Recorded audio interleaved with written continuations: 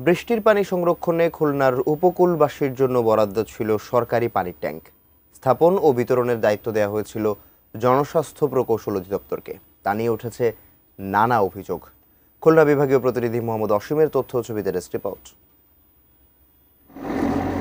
সুন্দরবনের কোল ঘেঁষা খুলনার দাকুপের অধিকাংশ এলাকায় পানি লবণাক্ত, বসানো যায় না গভীর নলকূপ। শুকনো মৌসুমে সুপেয় পানির মারাত্মক সংকট। উপকূলবাসীর সেই কষ্ট দূর করতে 2022-23 অর্থ বছরে নিরাপদ পানি সরবরাহ ও স্যানিটেশন প্রকল্পের আওতায় উপজেলায় 5,826টি rain water harvesting system tank বরাদ্দ দেয় সরকার। বিতরণের দায়িত্ব জনস্বাস্থ্য প্রকৌশল অধিদপ্তরের। তবে উপকূলবাসী সুপেয় পানির সংকট দূর না হলেও কর্মকর্তাদের অর্থনৈতিক সংকট কেটেছে।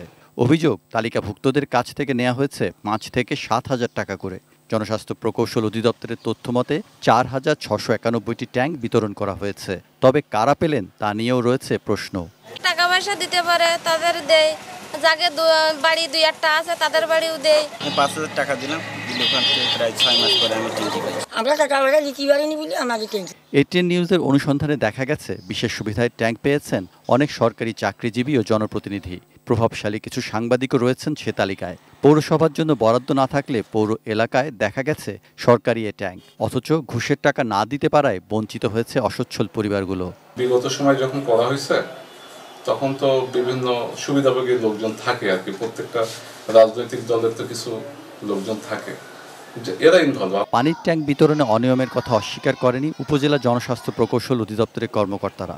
তবে অনিয়মের বিষয়ে ব্যবস্থা নেওয়ার কথা বলছেন খুলনার এই কর্মকর্তা। যেখানে পানির সমস্যা আছে যেসব এলাকায়, সেই সব এলাকার জন্য এই বিষয়ে অবশ্যই খোঁজখবর নেব। আর কোনো যদি সুনির্দিষ্ট অভিযোগ থাকে অবশ্যই আমাদের পক্ষ থেকে তদন্তপূর্বক বিষয়ে ব্যবস্থা নেওয়া হবে। পানির ট্যাঙ্ক দেওয়ার প্রতিশ্রুতিতে প্রতারণার শিকার হয়ে গত বছরের নভেম্বরে দাকোপে সিনিয়র জুডিশিয়াল ম্যাজিস্ট্রেটের আমলি আদালতে মামলা করেন বানিশান্তা ইউনিয়নের বাসিন্দা হাফিজুল শেখ।